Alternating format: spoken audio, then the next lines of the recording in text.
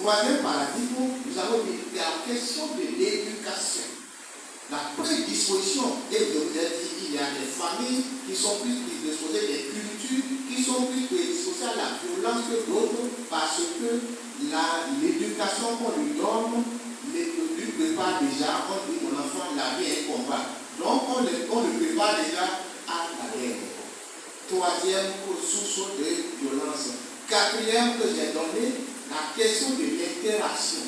Tant que nous vivons ensemble, l'interprétation que je fais de l'acte de l'autre peut me porter vers la violence. Et les socio-anthropologues disent de faire attention avec le sujet. Le sujet que vous le connaissez pacifique, vous le reconnaissez demain parce que le contexte lui demande. Et par rapport à ça, j'ai déjà une approche de réponse au père Fabien Guédo. Peut-on guérir de la violence dans nos communautés? Oui, mais à condition qu'on ne soit pas naïf. Parce que le religieux qui est là, c'est un porteur potentiel de violence. Donc, il faut tout le temps, il ne faut pas qu'on passe tout le temps à lire l'ex divine, à qu'on passe tout est bon, tout est bon. Il faut que nous faisions attention. Autrement, vous n'allez pas vous reconnaître. Et c'est ce qui est arrivé dans l'exemple de l'archidiocèse de Douala, où je dis les prêtres sont venus à l'église. Pourquoi? Parce qu'il y a d'autres textes qui ont dit l'épiscopat est confisqué par l'inculpabilité. Maintenant là, on en veut plus, il faut qu'on donne d'autres aussi. Et les autres on ne dit jamais, et c'est cela qui plaît. Voilà maintenant que les prêtres aussi doivent se combattre. Est-ce que vous pouvez comprendre ça là? Naturellement non, mais c'est ça qui est possible. Donc, Père Fabien, la violence peut devenir, mais peut devenir dans nos communautés, mais à condition. Mais la violence aussi peut être très forte dans nos communautés. Ce n'est pas parce qu'il a beaucoup de points, il a plusieurs manières de la violence. Malheureusement. Il a dit des solutions de violence, il a ces cas et d'autres que là, oui. C'est le cas aujourd'hui que nous constatons malheureusement sur le plan mondial entre la guerre, les guerres que nous avons entre la Russie et l'Ukraine. La guerre. La posture de la Russie contre l'Ukraine est généralement inadmissible. On n'accepte pas. Mais au même moment, on n'a pas encore pris des sanctions contre l'Israël. Parce que c'est l'enfant, c'est le poulet. Au même moment, on ne prend pas encore des sanctions. Tout ce qu'on a déjà pris contre l'Iran. Donc, pour montrer que ça dépend de qui décide selon que vous avez le power. Votre certaine violence ou bien que vous soyez le dauphin de l'enfant chéri, vous pouvez avoir des situations d'atténuation ou bien d'aggravation. C'est ça que nous constatons aujourd'hui et personne n'est naïf. Indispensable et nécessaire, oui. Il y a des violences qui sont indispensables et nécessaires selon que ça nous sert pour des raisons économiques, culturelles, religieuses. On considère que c'est nécessaire, c'est ce que nous avons eu dans la théorie traditionnelle de la guerre sainte. Si aujourd'hui un pays, c'est ce que nous avons eu à vivre avec les trois pays du Sahel, où ils ont dit que la guerre pour la violence est nécessaire. Si jamais vous attaquez un des pays, nous-mêmes vous déclarons parce que c'est le seul moyen de nous faire respecter. Voilà. Et dans ce cas, qui déclare, il faut tenir compte des trois conditions. Causa justa, legítima autoritas et modus vivendi.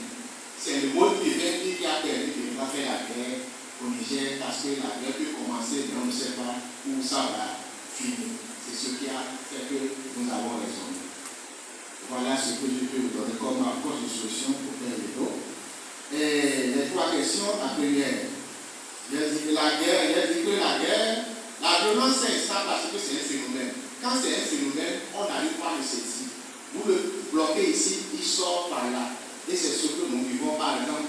Nous les religieux, nous sommes pleins, surtout les religieux ici là.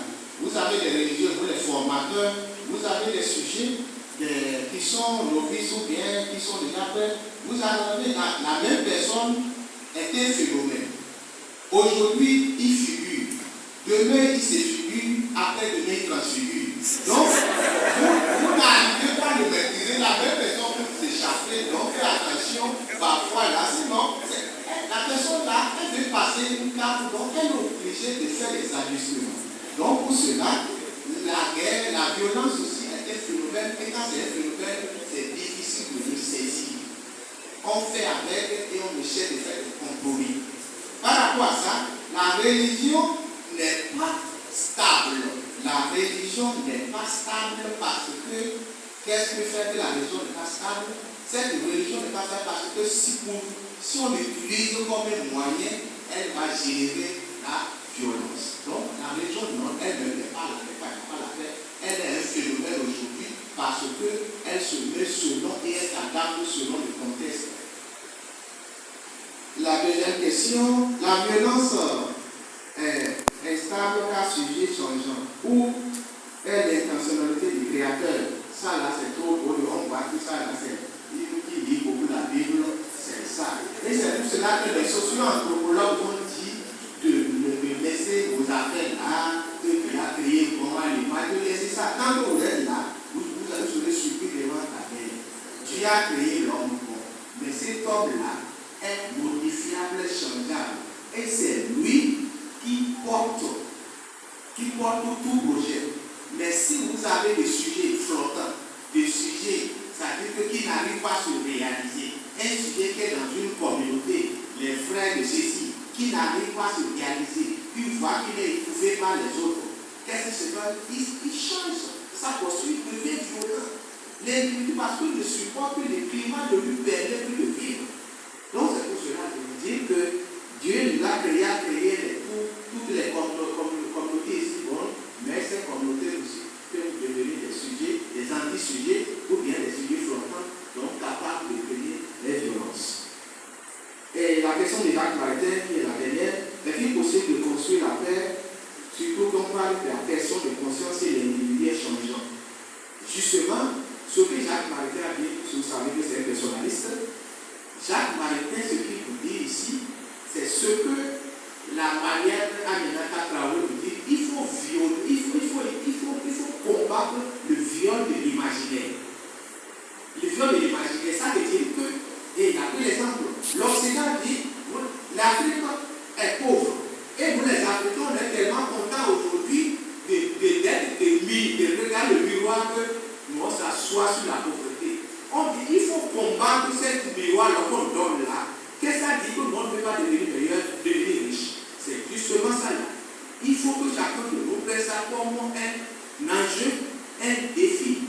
Et c'est en cela que malheureusement que les anthropologues, on ne s'entend pas parfois avec nos frères, cousins de la même famille, les psychologues. Nous on dit il faut sortir du déterminisme là. Il faut sortir de là, combattre ce viol de l'imaginaire parce qu'on m'a dit je suis ici, parce que dans ma famille, moi, dans ma famille, on a tendance à boire, à se saouler, parce que maintenant, là, si moi j'ai choisi de saouler, maintenant on me dit d'avoir le pauvre, parce que dans sa famille. Or, il y a un qui dit je ne bois plus parce que dans la famille, on a la tendance à saouler, donc moi je fais attention. Donc, on a des choix aussi. Il ne faut pas considérer l'individu début jusqu'à la fin de ça, comme un bambin qui est immature, un infantin. Il faut qu'il